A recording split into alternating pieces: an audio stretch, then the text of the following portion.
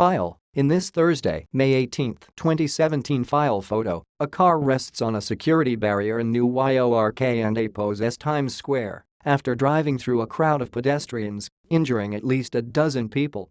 AP photo. Mary Altifer. Fears of a terrorist attack prompted officials to ring many of the pedestrian plazas of Times Square with squat steel posts capable of stopping a speeding vehicle. But those barriers only cover so much ground. There were none of them Thursday at the corner, where a man steered his car onto a busy sidewalk and began barreling through crowds of pedestrians, running down 23 people and killing one before one of the metal posts finally stopped him.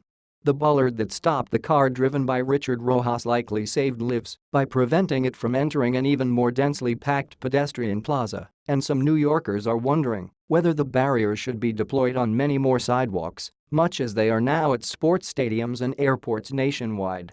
We can and should do more to keep our residents and visitors safe on our streets, and street design is the first place to start, said Edenis Rodriguez, a city councilman from Manhattan who chairs the Transportation Committee. He called for the installation of more bollards at the ends of city sidewalks in busy areas.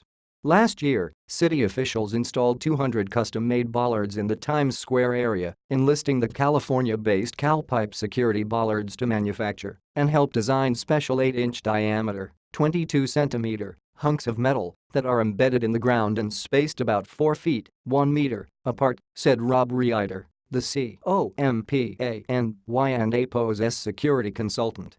The bollards come equipped with special locks that firefighters can undo, so they may be removed in an emergency. In Times Square, they are embedded no more than 18 inches, 46 centimeters, into the ground, a necessity given the subway station just beneath the CITY and APO's surface.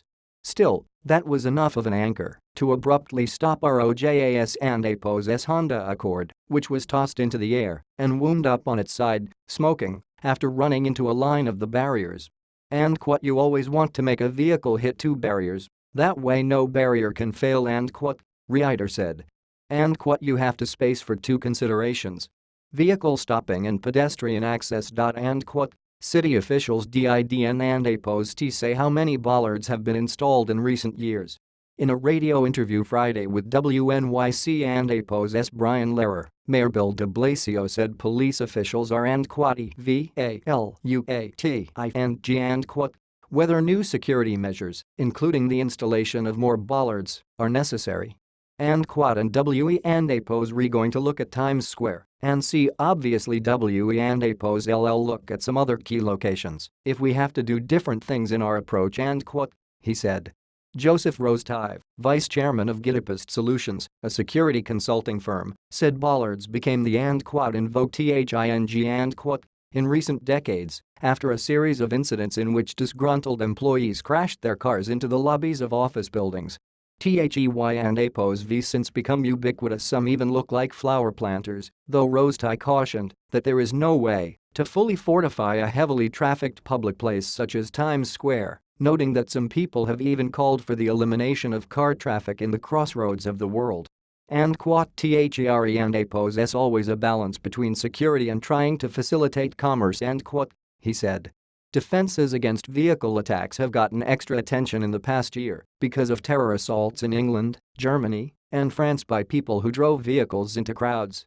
Rojas, the driver in the Times Square incident, made his first court appearance Friday. He is charged with murder and attempted murder. He DIDN and APO's enter a plea and was held without bail. His lawyer DIDN and APO's comment